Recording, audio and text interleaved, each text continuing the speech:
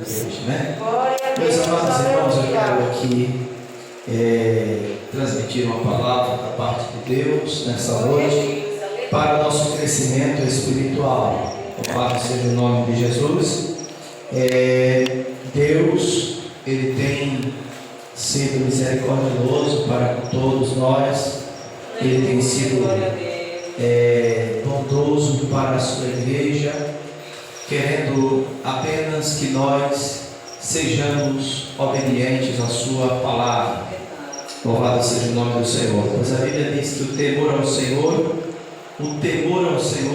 é o princípio de toda a sabedoria, né? Então, aleluia, devemos temer a Deus. Já diz o escritor, no livro de Eclesiastes, capítulo de número 12, que de tudo que se tem ouvido, o fim é: teme a Deus e guarda os seus. Teme a Deus e guarda os seus mandamentos. Tema a Deus e guarda os seus mandamentos. Então, irmãos, temer a Deus é o que o Senhor quer, que nós venhamos temer a Ele. E nós aprendemos na palavra, na Bíblia Sagrada. Por quê? Porque a Bíblia, irmãos, é a nossa regra de fé e prática. A Bíblia, é através da Bíblia que nós aprendemos como deve ser a nossa conduta como cristão. Foi por isso que Jesus ele diz, examinai as Escrituras. E se nós não examinarmos as Escrituras, a Bíblia Sagrada, a gente fica vulnerável às ciladas do diabo, né? A gente fica fragilizado por não conhecer a Bíblia, por não conhecer a palavra de Deus. Pois o diabo ele tentou Jesus lá no deserto, quando Jesus após ser batizado nas águas por João Batista, foi levado pelo Espírito Santo para o deserto, e lá ele ficou 40 dias, jejuando, e o seu corpo ficou debilitado, porque ele estava como um homem, e ele sentiu no seu corpo fraqueza, e o inimigo, sabendo disso, foi tentar a Jesus, porque ele achou que iria vencer Jesus, porque Jesus estava na carne, ele estava como ser humano. A Bíblia diz que ele se fez carne para habitar entre nós. Então Jesus ele estava com as duas naturezas, natureza humana e a natureza divina. E o diabo ele foi tentar a Jesus e ele usou a palavra.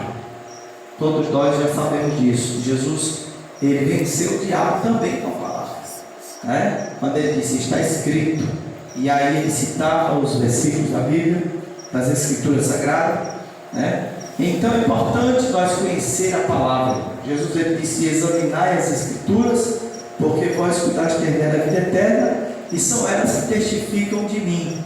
Então, pela Bíblia, pela palavra, conhecemos a Cristo e sabemos aprendemos e passamos a conhecer qual é a vontade de Deus para a nossa vida.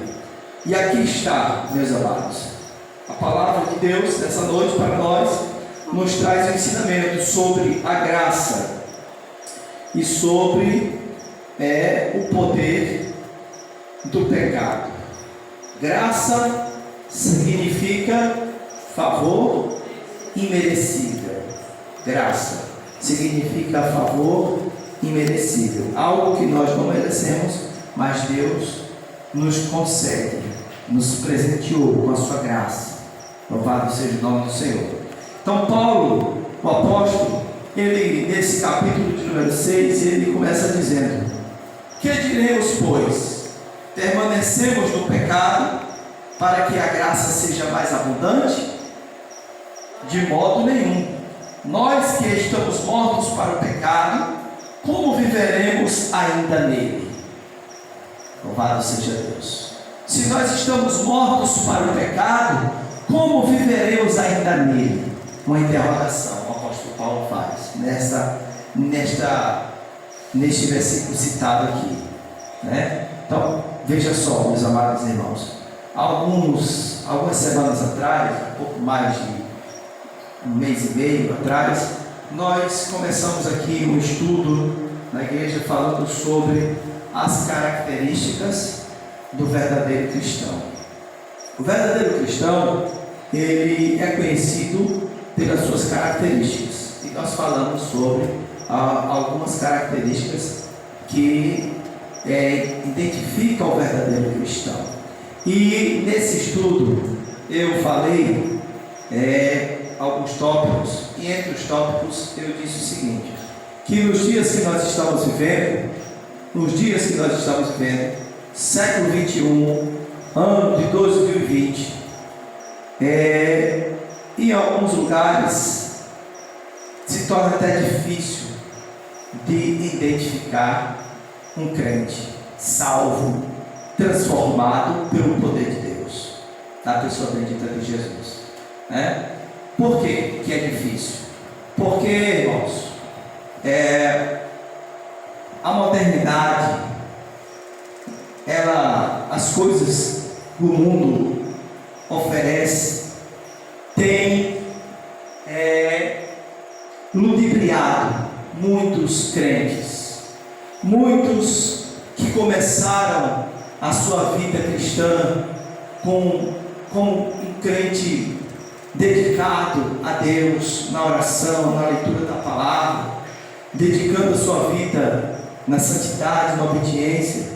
Muitos se perderam pelo caminho, porque se deixaram ser influenciados pelas coisas que o mundo oferece, pela modernidade, né? Pelo evangelho, esse evangelho moderno que muitos estão pregando, o evangelho que tudo pode fazer, o evangelho da liberalidade, né? Não o evangelho que proíbe, não o evangelho que confronta contra o pecado, mas o evangelho, né, da libertinagem, vamos dizer assim, porque surge a cada dia que se passa, irmão, muitos ensinadores da palavra, não da genuína palavra, não da sã doutrina, mas ensinando uma palavra totalmente distorcida do que verdadeiramente está escrito na Bíblia Sagrada.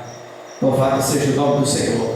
E aí todo mundo se diz ser crente, muita gente aceita, levanta a mão, diz que aceita Jesus, mas na hora de viver o que está escrito, né, aí não vale o que está escrito, vale a sua vontade, vale os seus interesses. E é importante nós saber qual é a vontade de Deus para a nossa vida. Foi por isso que Paulo disse assim: permanecemos no pecado para que a graça seja mais abundante. Ou seja, ele quis dizer o seguinte: já que a graça nos alcança, então a gente pode viver no pecado, porque a gente pode ser alcançado pela graça. Então em seguida ele responde: de modo nenhum. Nós que estamos mortos para o pecado, como viveremos ainda nele? Né, irmãos? Então nós temos que pensar no seguinte: que antes de conhecer a Cristo,